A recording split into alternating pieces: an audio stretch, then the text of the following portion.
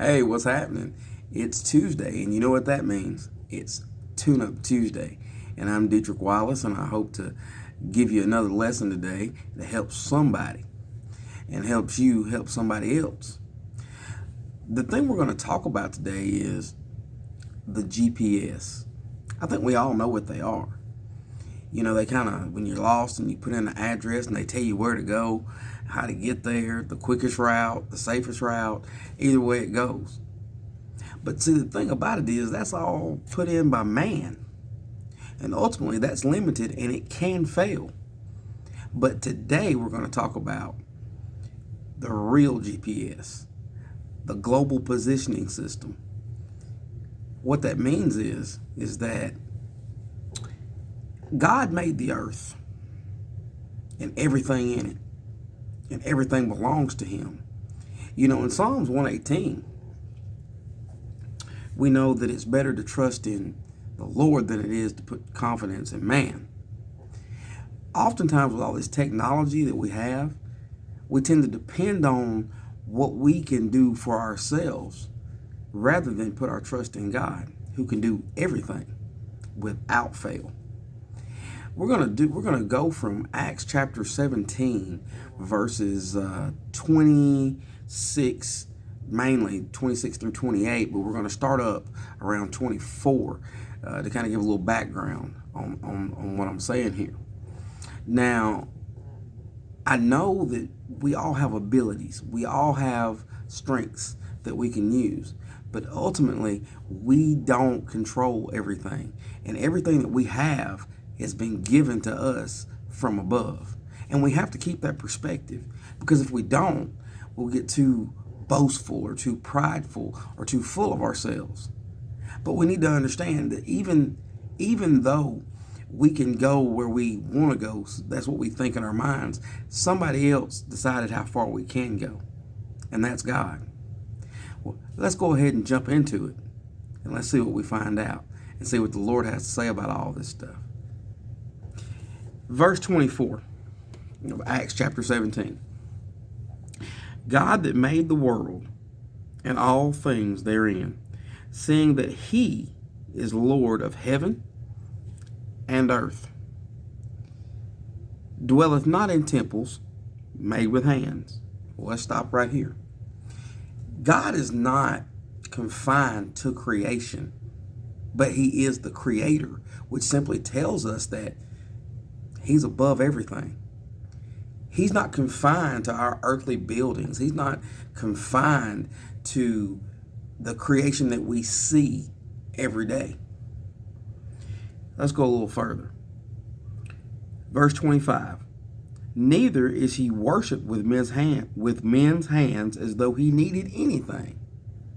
Well, that tells us something else right here. It means just that. He's not worshipped with men's hands. He doesn't need that. He tells you how to worship, and that's in spirit and in truth.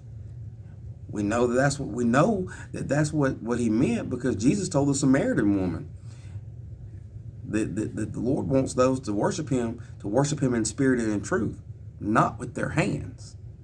But that's another topic for another time. It says, seeing that he giveth to all life and breath and all things. Well, like I just said a minute ago, everything that we have came from somewhere else. We don't have anything of our own. Whatever we created is what God has given us the ability to create. He gave us the resources to create it with. He's the potter and we're the clay. And whatever we do, we've got to remember that and keep it in perspective that, like I said, whatever we have come up with, God gave the inspiration for it, because our knowledge is limited. We can only go so far. Let's go ahead and we'll go a little further. It says that he's given all life, breath, and all things, and hath made of one blood all nations of men for to dwell on the face of the earth. Now we need to go on and stop right here. We need to go ahead and talk about this for a minute. He is ultimately all of our Father. I mean, he's the Father of us all. So there's no reason to sit here and look at it like, because they don't look like I do, or I don't look like them, that I'm better than them or they're better than me. We all come from the same Father. Simple as that. Because he didn't say multiple bloods. He said one blood. One. Uno. One blood. To create the nations of people that dwell on the face of the earth. Next, it says, and hath determined the times before appointed and the bounds of their habitation. That's what I really wanted to get to today. The real global positioning system is God, because he determines how long you're going to be here, and he determines how far you're going to go. He determines the bounds of your habitation. So sure, some people may fly all over the world, but that's because God had already determined how far you're going to go. You can't add any more time to your life. You can't. That's God's job. However many days we have on this earth, God's already decided. And when he says your time is up, it's up. Time to check out. You got to go. Next generation, pick up where you left off and keep on going. But you don't decide that. He does. Let's go a little further.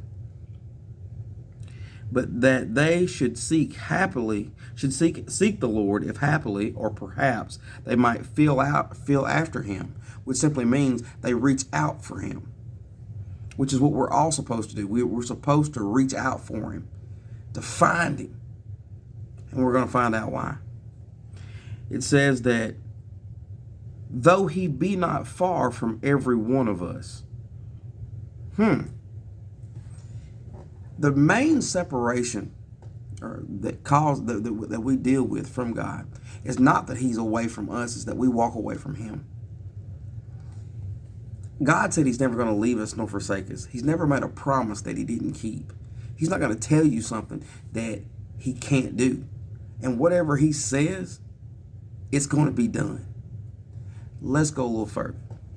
This is one of my favorite parts of this passage. For in him, not man, in God, for in him we live and move and have our being. As certain also of your own poets have said, for we are also his offspring. What's that really telling us? If we do anything, it's through him. It's through him. It's in him that we live, move, and have our being. We are not our own. We are his. And that is why we should give him the praise he deserves. Give him the honor he deserves. Give him all that he deserves. To give him the very best of our efforts. To give him the very best of the fruits that we've produced. That's why. Because it's in him that we have everything. And we've got to keep that mindset, because if we get to the mindset that whatever we do or whatever we accomplish is of our own strength and ability, we can lose it.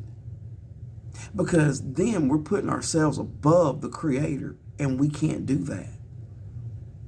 That's why we've got to humble ourselves under the mighty hand of God, because if he takes his hand off of you, you're in bad shape. Because when he takes his hand off of you, or we walk away from him, that's when we don't have any protection. That's when we don't have any covering. Because just imagine this. Would you take the roof off of your house when it's raining, or when it's hot, or when it's cold? Would you take the roof off of your house and stay in it and expect to be protected? I don't think so. He sits high above in the heavens. He created the whole earth. He created everything that we see. And that is our covering. And how do you do that? by simply obeying his word. He's given us the provision, and we have to be good stewards of everything that he's given us. And keep in mind that we would have none of it. We can't move, we can't live, we can't do anything without him. And that's why I stopped by to tell you today, if you've gotten in the mindset that all your accomplishments are yours, all the stuff you may have accumulated is yours just by your own ability, you need to reevaluate that thing. And you also need to know that if you want to know how to navigate this life, go to the real GPS, and that's God's word. Because he knows what the GPS that man has created doesn't know. He sees the dangers. He sees everything that you're going to face way before a man-made GPS can tell you. Because there's things it can't see. So that being said, if you're going to make it through this life and you're going to navigate through this life, make sure God is the one that's giving you the direction, because he is the real GPS. Because the earth is the Lord's and the fullness thereof, and everybody that inhabits the earth. I hope that this helps you. I'm giving you an encouraging word today. Keep going, but make sure who you're listening to. Don't put your trust in man. Don't put your confidence in man, because man will fail you. But God can do anything but fail. Thank you for listening, and I'll talk to you all hopefully Sunday. And y'all be blessed. Talk to you later. Bye.